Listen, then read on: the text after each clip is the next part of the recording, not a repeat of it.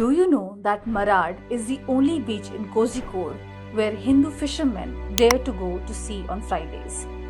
In other places, a fatwa is enforced preventing anyone from going to sea for fishing on that day, considered holy by the Muslims. Marad Beach is a slum area located in the Kozhikode city of Kerala. It has a long history of communal tension between Hindus and Muslims, with local Muslim organizations often being the reason behind most of the clashes.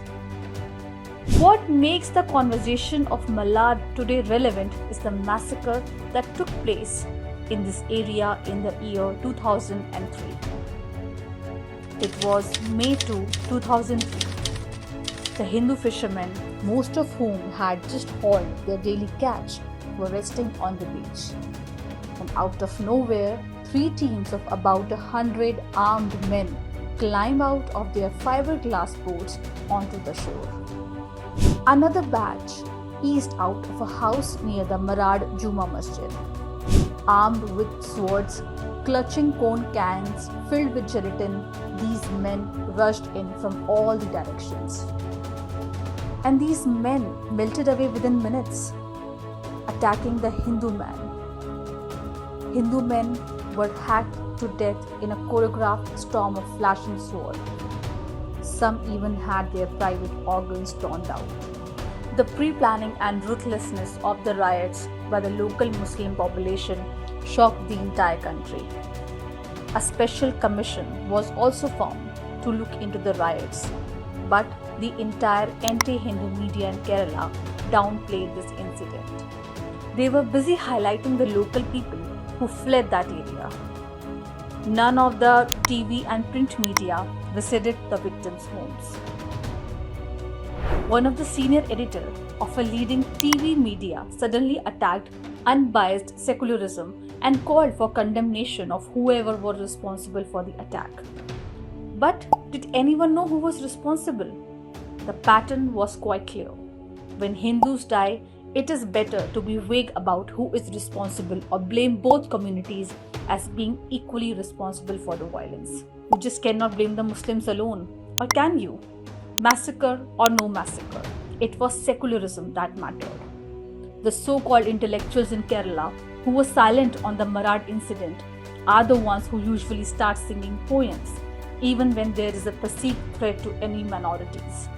This incident showed the deep nexus of leftist and Islamist and the real intentions of the two.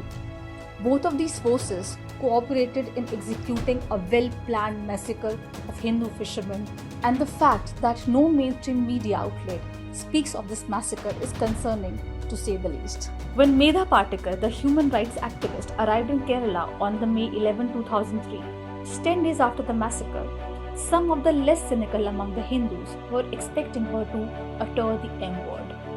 No such luck. Medha condemned the Gujarat violence of last year and the war in Iraq, but Marad was totally off her radar screen. Hindus were invisible. Marad attack was the latest atrocity in a long series of attacks carried out to clear the Malabar coastline of Hindu presence.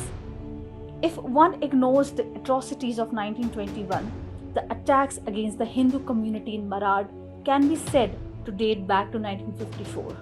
On March 28, 1954, Islamists attacked a Hindu procession of the temple at Naduvattom near Marad.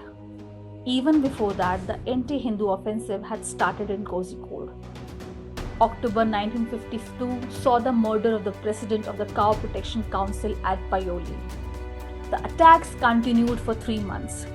Secular governments came and went.